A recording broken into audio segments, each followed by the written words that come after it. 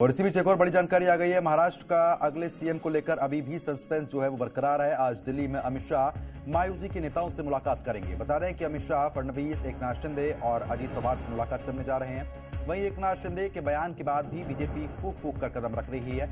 BJP हर समीकरण पर विचार करते हुए सीएम पद के लिए प्रबल दावेदार तलाश कर रही है। इसी बीच बीजेपी महासचिव विनोद तावड़े ने गृह मंत्री अमित शाह से मुलाकात की है। कल थाने में कार्यवाहक सीएम एकनाथ शिंदे ने प्रेस कॉन्फ्रेंस में साफ कर दिया कि उन्हें पद की कोई भी लालसा नहीं है और पीएम मोदी और गृह मंत्री अमित शाह का जो भी फैसला होगा उसे वो मंजूर करेंगे।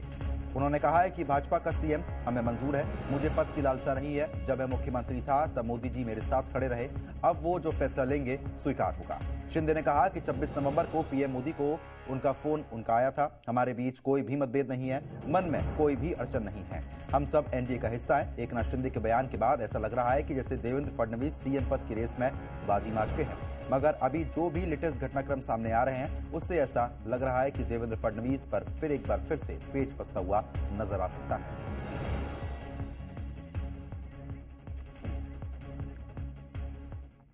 अब आपको सुनाते हैं एकनाथ शिंदे ने महाराष्ट्र सीएम पद को लेकर क्या कुछ कहा है।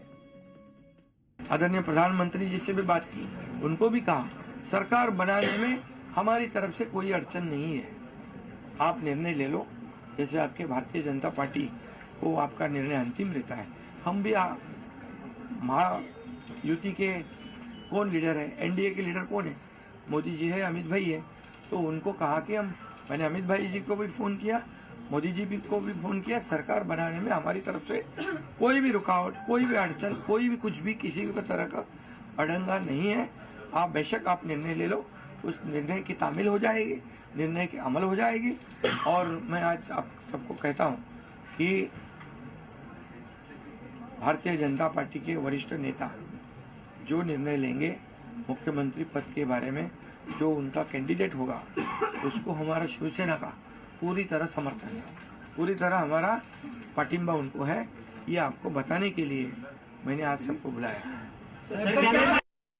आदरणीय प्रधानमंत्री जी से भी बात की, उनको भी कहा सरकार बनाने में हमारी तरफ से कोई अड़चन नहीं है, आप निर्णय ले लो। जैसे आपके भारतीय जनता पार्टी को आपका निर्णय अंतिम रहता है। हम भी मोदी जी को भी फोन किया, सरकार बनाने में हमारी तरफ से कोई भी रुकावट, कोई भी अड़चन, कोई भी कुछ भी किसी भी तरह का अड़ंगा नहीं है। आप बेशक आप निर्णय ले लो, उस निर्णय की तामील हो जाएगी, निर्णय की अमल हो जाएगी। जो केंद्रीय नेतृत्व निर्णय करेगा वो हम सबको मान्य है।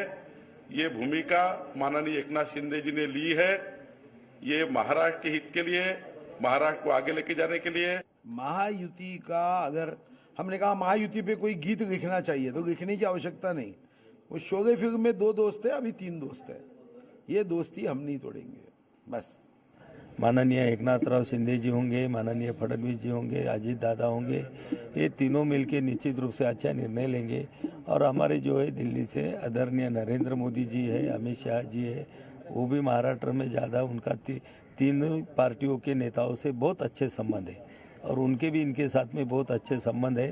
तो निश्चित रूप से जो भी निर्णय होगा वो सबको मंजूर होगा और वो जो निर्णय लेंगे वो अच्छे होंगे। शिंदे साहब तो हमारे लीडर है ही है, क्योंकि अब मैं शिवसेना से हूँ, लेकिन फडणवीस साहब भी हमारे नेता है, क्योंकि फडणवीस साहब ने हमें हमेशा ये सिखा कि युति के बारे में बोलो, महायुति के बारे में बोलो।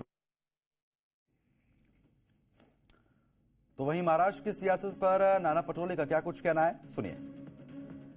आज तक का जो उनके आकाओं का जो निर्णय रहा है बीजेपी के, वो जो राज्य में मध्य प्रदेश हो, छत्तीसगढ़ हो, कई राज्यों का उदाहरण दे सकते हैं कि चेहरे जो थे वो गायब कर दिए हैं। महाराष्ट्र में क्या होगा इसका अंदाज तो मैं नहीं बना सकता हूँ, लेकिन जो ये सब मामला लेट हुआ उसके पीछे में बहुत बड़ा गणित है। हमारे कल राष्ट्रीय अध्यक्ष जी ने घोषणा की कि हम बैलेट की भूमिका रखेंगे, बैलेट से मतदान हो, और उसी को ताकत देने के लिए महाराष्ट्र में हम सिग्नेचर कैंपेन शुरू कर रहे हैं। इस खबर पर ज्यादा अपडेट के साथ संवाददाता प्रदीप श्रीवास्तव हमारे साथ जुड़ चुके हैं। प्रदीप, जिस तरीके से एक तरफ एकनाथ शिंदे ने बीते ही दिन प्रेस कॉन्फ्रेंस में साफ कर दिया है कि बीजेपी जो भी फैसला लेगी, पीएम जो फैसला लेंगे वो हमें मंजूर है, मेरी कोई नाराजगी नहीं है, अब क्या देवेंद्र फडणवीस के नाम पर मोहर रखती हुई नजर आ सकती है? बिल्कुल प्रदुमन, ये तो बात बिल्कुल सही है कि उनके नाम पर मोहर लगती हुई नजर आ रही है। लेकिन इससे पहले जो अभी भी भारत के दो दर्शकों ने सुना कि हम पहले शोले फिल्म में 2 दोस्त नहीं, अब 3 दोस्त जो है जनता के सामने। तो दरअसल ये 3 दोस्त वाली जो चूड़ी है, ये दिल्ली बीजेपी जो हेडक्वार्टर है यहाँ से चोरी करती गई थी। उन पे ये मैसेज क्लियर दिया गया था तीनों को कि आप कोई भी इस तरह का बयानबाजी ना करें, क्योंकि महायुति की बहुत बम्पर जीत हुई है। तो ऐसे बम्पर जीत में लोगों के बीच में, विपक्ष के बीच में ये मैसेज ना जाए कि आपस में सीएम पद को लेकर, डिप्टी सीएम पद को लेकर फूट पड़ी हुई है। इसके अलावा जो है आज से 3 दिन पहले खुद जो है देवेंद्र फडणवीस की अमित शाह जी से, गृह मंत्री से मुलाकात हो चुकी थी। इनको क्लियर संकेत मिले थे। इसके बाद आरएसएस की चीफ मोहन भागवत जी जो है उनकी भी जो पहली पसंद थी वो सिर्फ और सिर्फ जो है वो यही पसंद थी कि किसी भी तरीके से जो है वो देवेंद्र फडणवीस को ही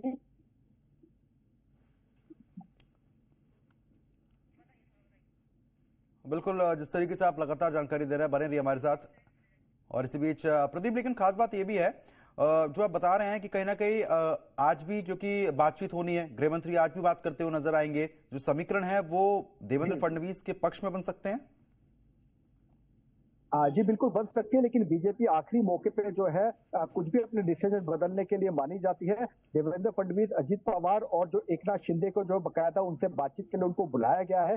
गृह मंत्री तीनों के बीच में बैठ के एक समन्वय बनाएंगे ताकि तीनों के बीच में, जनता के बीच में, तीनों जनता के बीच में जाओ, ये मैसेज देखे हमारे बीच में कोई फूट नहीं है। इसीलिए जो है देवेंद्र फडणवीस के नाम पे इसलिए मोहर लगती हुई नजर आ रही है क्योंकि आरएसएस की चीफ मोहन भागवत जी ने भी अपना जो है पहली पसंद जो है वो देवेंद्र फडणवीस को बनाया है। और इसके अलावा एकनाथ शिंदे पहले ही कह चुके कि हमारे बीच में फूट नहीं है। कल जिस तरीके से उन्होंने मीडिया से रूबरू हुए, जी भारत के दर्शकों ने सारी बातों को सुना, तो उस हिसाब से ऐसा लगता है कि देवेंद्र फडणवीस जो है रेस में सबसे आगे है। और खास तौर से दिल्ली में आज जो एक दूसरी बैठक होने वाली है, उस बैठक के अंदर ये क्लियर हो जाएगा क्योंकि 2 दिन के अंदर वहां पर जो है सीएम पद की शपथ 29 या 30 को होनी है। तो इसलिए आज ये क्लियर हो जाएगा कि सेहरा किसके घर पे बदलेगा सीएम महाराष्ट्र का। बिल्कुल, क्योंकि देखिए प्रदीप, जिस तरीके से आपने भी जिक्र किया कि अंतिम क्षण में बदलाव भी हो सकते हैं और इसके लिए बीजेपी जानी भी जाती है। वो चीज हमने, चाहे मध्य प्रदेश की बात करें या फिर राजस्थान की बात करें, मुख्यमंत्री के नाम को लेकर वो चीज साफ भी हो चुकी थी। ऐसा बदलाव भी यहां पर देखने को मिल सकता है। जी बिल्कुल देखने को मिल सकता है। हो सकता है तीनों को बुलाया हो तो उनके बीच में कोई समन्वय बनाने की कोशिश कर रहे पार्टी के। ठीक है भाई, 2.5 साल आप ले लो, 2.5 साल आप ले लो। हो सकता है कि पहले 2.5 साल देवेंद्र फडणवीस को, उसके बाद के 2.5 साल जो है शिंदे को दिया जाए। इस बीच जो है क्योंकि अजित पवार का भी प्रदर्शन सही रहा है, उन्होंने पार्टी का साथ बिल्कुल जो है अपने चाचा से बगावत कर गया, तो उनका भी कहीं ना कहीं ख्याल रखा जाएगा। चलिए ठीक है, बहुत बहुत शुक्रिया तमाम जानकारी हमारे साथ साझा करने के लिए। खबर पर आप नजर बनाए रखिएगा। तो फिलहाल जिस तरीके से आपने देखा, कहीं ना कहीं मुख्यमंत्री को सस्पेंस बना हुआ है, वो अब से कुछ ही देर में और कुछ ही दिनों में साफ होता हुआ नजर आ सकता है। फिलहाल अभी के लिए सिर्फ इतना ही।